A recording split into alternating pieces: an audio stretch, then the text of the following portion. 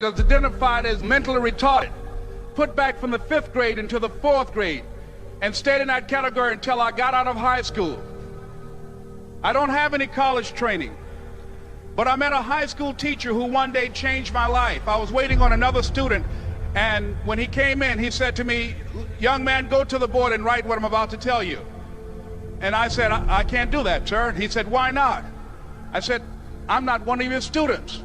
He said, "It doesn't matter, follow my directions now." I said, "I can't do that, sir." He said, "Why not?"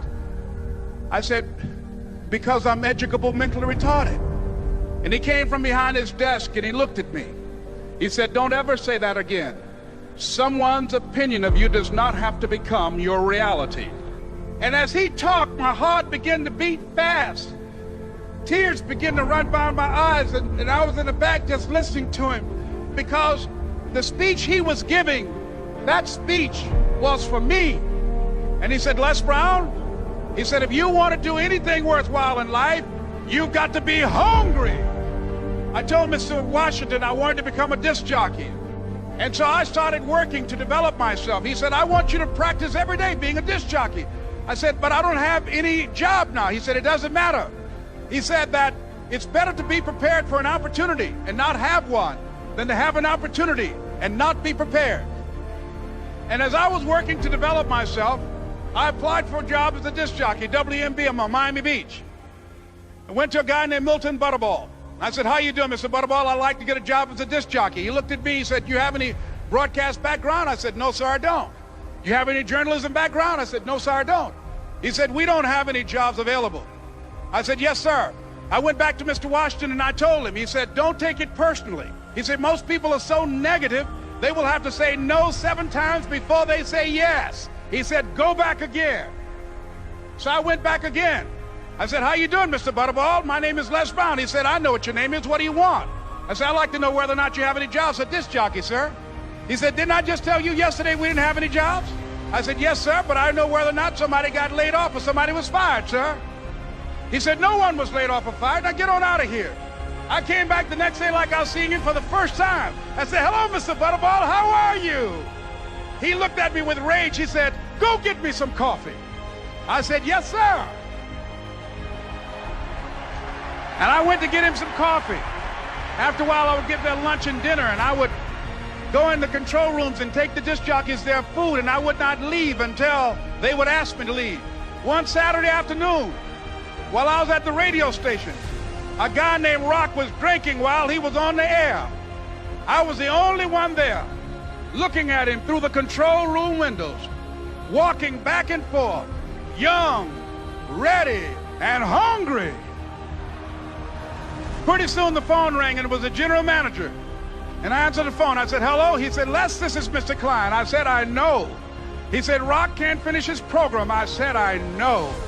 He said, "Would you call one of the other DJs in?" I said, "Yes, sir." I hung the phone up. I said, "Now he must think I'm crazy." I called my mom and my girlfriend, Cassandra. I said, "Y'all turn up the radio and come out on the front porch. I'm about to come on the air." I waited for about 20 minutes, and I called him back. I said, "Mr. Klein, I can't find nobody." He said, "Young boy, do you know how to work the controls?" I said, "Yes, sir." He said, "Go in there and don't say nothing here." I said, "Yes, sir." I couldn't wait to get behind those controls. I put on an old Stevie Wonder record called Fingertips. I sat down behind that turntable. I said, "Look out, this is me, LB Triple P, Les Brown, your platter playing papa. There were none before me, and there will be none after me. Therefore, that makes me the one and only. Young and single and love to mingle, certified, bona fide, indubitably qualified to bring you satisfaction, a whole lot of action. Look out, baby, I'm your love man." I was hungry. I was hungry. You got to be hungry. Begin to know that you have greatness within you.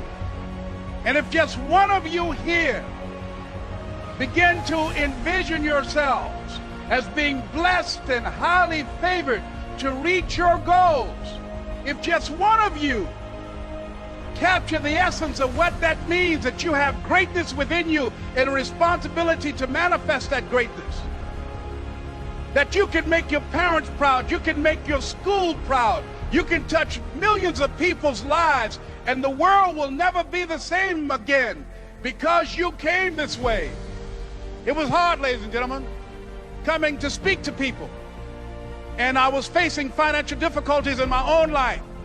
I was behind on my bills and my dreams, and I'm saying to them, you can live your dream. It was hard, ladies and gentlemen.